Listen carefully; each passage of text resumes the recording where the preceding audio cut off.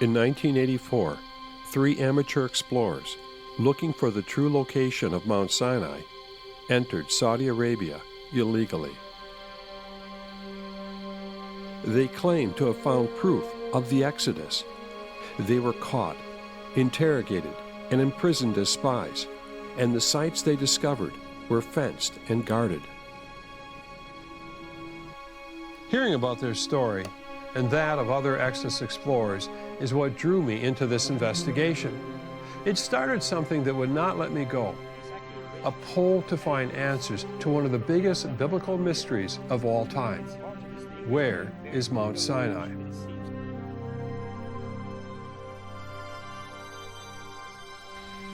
In my last 2 films, I searched for the location of the miraculous sea parting. Now I'm investigating the path that Moses and the Israelites took from the sea to Mount Sinai.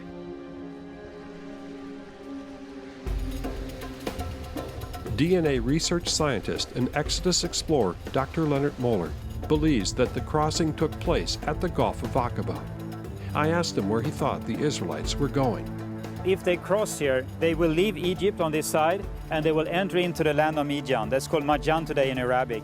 And then they are at the very same place where Moses spent his 40 years, where the mountain is located. So they are on the way back to the mountain.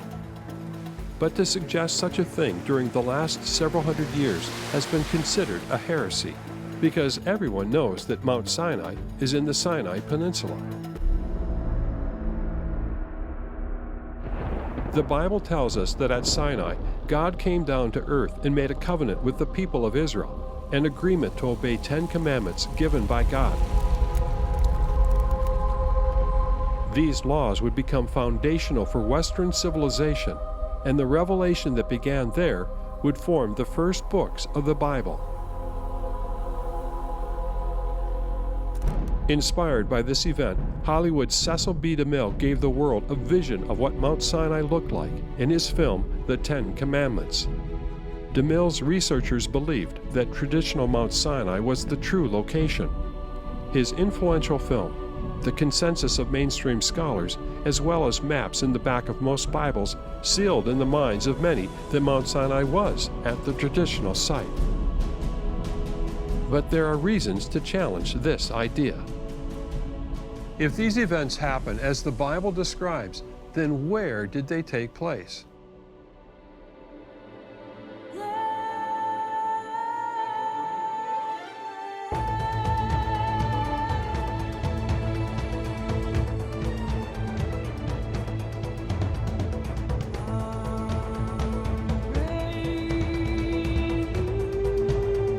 Mount Sinai's official designation goes back to the 4th century and the days of Queen Helena, the mother of Constantine the Great, the Emperor of Rome.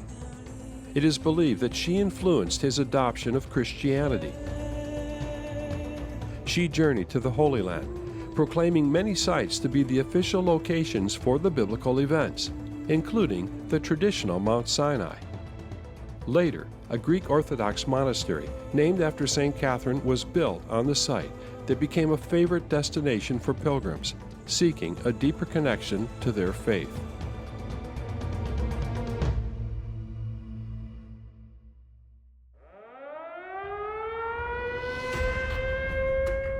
Then, in 1967, a major development occurred in this story. In the Six-Day War, Israel gained control of the entire Sinai Peninsula, which previously had been Egyptian territory. This opened up a window of opportunity, allowing the Israelis to launch a serious search for this part of their biblical past, in the area where traditional Mount Sinai was located.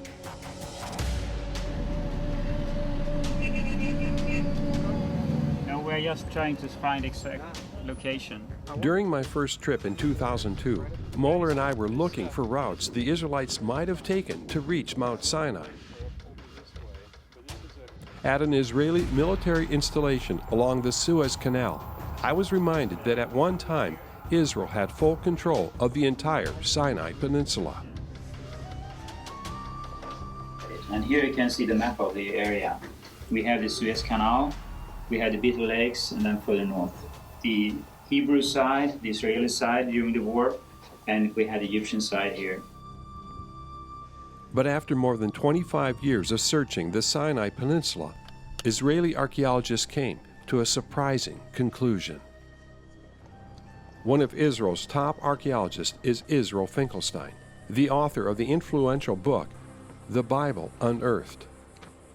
In the entire peninsula of Sinai, there is no record for Exodus as such, which means there's no evidence for a very large group of people crossing the desert, let's say in the 13th century BC. This does not exist. I interviewed Ziv Herzog, another Israeli archaeologist. He stated that the Exodus story is a very important and interesting legend about the people of Israel, but it has no historical basis. The failure to find evidence in the Sinai converged with conflicting evidence at other Exodus and conquest sites to give the Bible a major setback in the eyes of many scholars. They began to teach that the biblical account was great literature, but was mainly myth. These opinions added to the skepticism already in place at universities. Views questioning biblical history and the Bible's authority as the Word of God spread to seminaries and divinity schools like Harvard and Princeton. From there, doubts about the Bible entered the minds of many church leaders, leaving congregations void of biblical hope in a miraculous God who acts today. Seeing God as irrelevant in a modern world, millions began to deconstruct their faith and turn away from the Bible. But is it true that the Bible is a myth and that God doesn't act in the world? That's not what I've experienced. So, is there really no evidence for the Exodus? Others began asking the question, were they looking for the Exodus journey in the wrong place? So they began proposing other mountains. Over time, more than a dozen potential Mount Sinai locations have been put forward. Among all the options, there was one that interested me the most. This mountain in Saudi Arabia is known as Jebel Alaz. This was the site visited by the controversial Ron Wyatt and his two sons, who were held captive by the Saudis for 78 days. All photographic evidence they had obtained was confiscated. But if it's possible that Mount Sinai is actually in Saudi Arabia, why hasn't it been thoroughly researched before? One of the big reasons is political.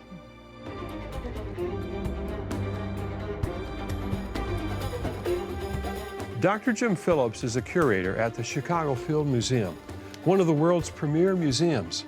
Phillips is an archaeologist and anthropologist who spent most of his career digging in the Sinai Peninsula.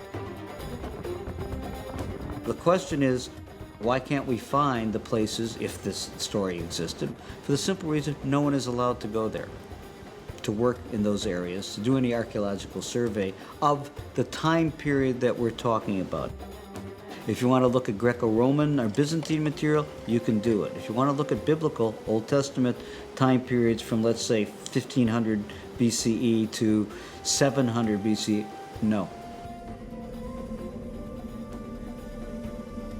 One of the few Westerners who has had access to these areas is Professor Yuri Zarnes. He spent 10 years leading an extensive archaeological survey of Saudi Arabia. We can pinpoint at least 10 Old Testament cities that are located in Saudi Arabia. However, it seems like the whole Old Testament seems to be off limits. It was this restriction that led Ron Wyatt and his sons to illegally enter Saudi Arabia to search for the mountain themselves. Others would follow. In 1988, two American self-styled explorers, Larry Williams and Bob Cornuke, also briefly entered Saudi Arabia without permission, in search of the real Mount Sinai. They too were arrested, escaping with limited photography and no video. Well, my background is law enforcement. I was a policeman in the Orange County area in California, and I was on the SWAT team, was a crime scene investigator, and I've used those skills now in researching the Bible. Well, I met a man named Jim Irwin, eighth man to walk on the moon, Apollo 15 astronaut. He said, would you consider going over to Saudi Arabia, dangerous place, hard to get into? Would you go in there and try and find the real Mount Sinai?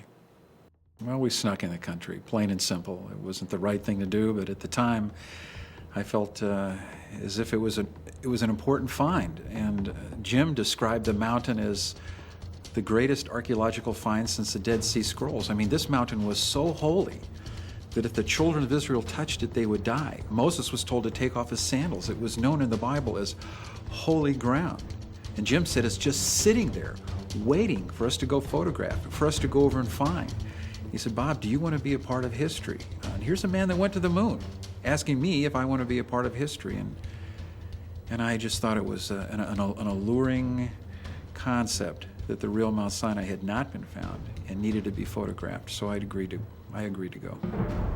However, the response of mainstream scholars to these Exodus explorers, along with their ideas, has been anything but positive. I read about their accounts much later on, but the idea that they snuck in, that just kind of poisoned the well for everyone else doing any do scientific work in the area. The government became much more paranoid about letting anyone in to do that work, and they put fences up and keep people away.